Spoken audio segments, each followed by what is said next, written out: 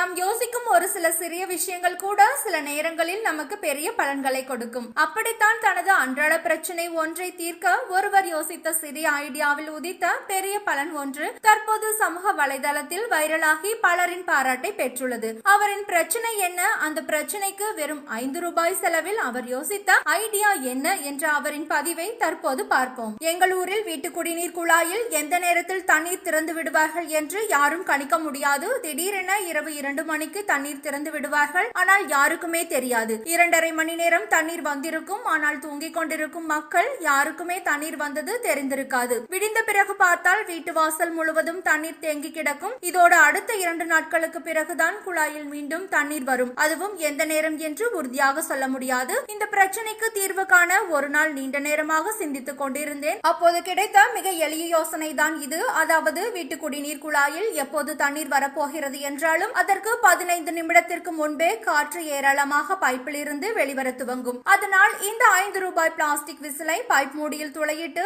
அனபான் பேஸ்டை கொண்டு ஒட்டிவிட்டேன். வேலை முடிந்தது. இப்போது குழாயில் குடிநீர் வந்து சேர்வதற்கு 15 நிமிடங்களுக்கு முன்பாக வெளிவரும் காற்றினால் விசில் சத்தம் காதை பிளக்கிறது. இப்போதெல்லாம் எந்த நேரம் குழாயில் குடிநீர் வந்தாலும் காற்றின் மூலம் வரும் விசில் சத்தத்தில் எளிதாக முன்கூட்டியே தெரிந்து கொள்ள முடிகிறது. இது போன்ற குடிநீர் குழாய் பிரச்சனை இருப்பவர்கள் முயற்சி செய்து பாருங்கள். இவ்வாறு முடிகின்றது அந்த பதிவு.